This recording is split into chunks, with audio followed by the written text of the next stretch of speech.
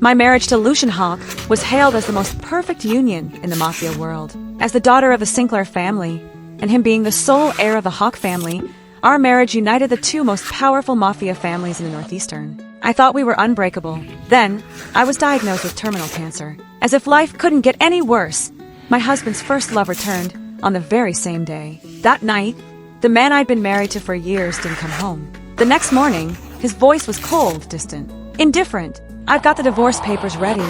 When can you come sign them?" I hesitated, struggling to steady my voice. "I'm still at the hospital."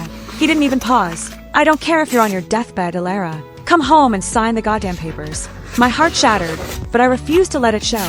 "As you wish, Lucian." What he didn't know was that I was dying, literally. A week later, at my funeral, Lucian wearing a tuxedo, weeping at my grave, whispering regrets he should have voiced when I was still breathing.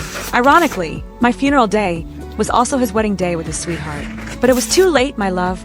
This time, you'll never see me again. "Mrs. Hawk, your condition has worsened. Please let me admit you to the hospital for a more thorough evaluation," the doctor urged, concern creasing his brow. Unlike my husband, Lucian, who had disappeared the moment his high school sweetheart, Celine Montgomery, returned to town. "That won't be necessary, doctor. I've planned to spend the next few days with family and friends," I replied, offering a faint smile. I knew my body better than anyone. It was deteriorating faster than anyone could help, and I preferred to spend my last days in comfort, not confined to a sterile hospital room. When I returned to the mansion, Lucian was already there, sitting on the sofa with the coldest expression I had ever seen. "Didn't you say you were at the hospital? You look perfectly healthy to me. All rosy in the cheeks," he sneered. I fought to keep my composure, but my voice betrayed me, wavering with the pain I could no longer hide. "You came home early. Did you run out of time with your little girlfriend?" His jaw tightened, annoyance flashing in his eyes. "Where are the divorce papers?" I couldn't pretend anymore. My strength was rapidly slipping away. I could barely stand. Lucian's expression darkened, his voice colder than ever. "Elara, don't play games with me. Don't even think about trying to get back at me with your family's threats." I didn't respond to his accusations. I simply extended my hand, waiting for him to give me the papers. He threw them at me, his tone dripping with disdain. "Sign it. Not that I care about you anymore. I just want to be done with all this." I picked up the paper from the floor and placed it on the desk. Before signing, I looked into Lucian's eyes, searching for any trace of love that might still remain, even after all this time. "I guess this is it," I said quietly. "Lucian, may you have a wonderful, blissful life without me." I picked up the pen, my hand shaking slightly as I wrote my name on the line.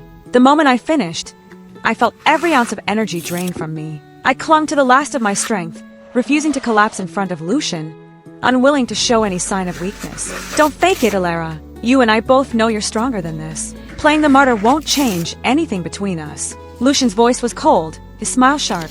"If it weren't for your interference and your Mafia father's threat, I'd be with Celine now, and we'd be living the life we were meant to have." He paused, his expression darkening. "I knew you treated me well these years, but don't think I've forgotten how you ruined my chance with her.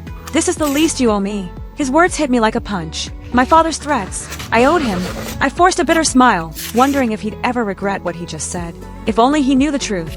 "So you never loved me then?" I whispered, barely able to keep the tremor from my voice. "Of course not," Lucian replied, as if my question were a joke. "And if I disappear, if I die, will you forgive me for threatening you into marrying me all these years?" For a moment, shock flickered across his face, but it vanished quickly, replaced by a cold indifference. "You can ask me that when you're actually dying," he said, turning away. The door clicked shut behind him. That was when I lost it. My whole body collapsed to the floor, and a black emptiness swallowed me whole. When I woke up, I was already in the hospital.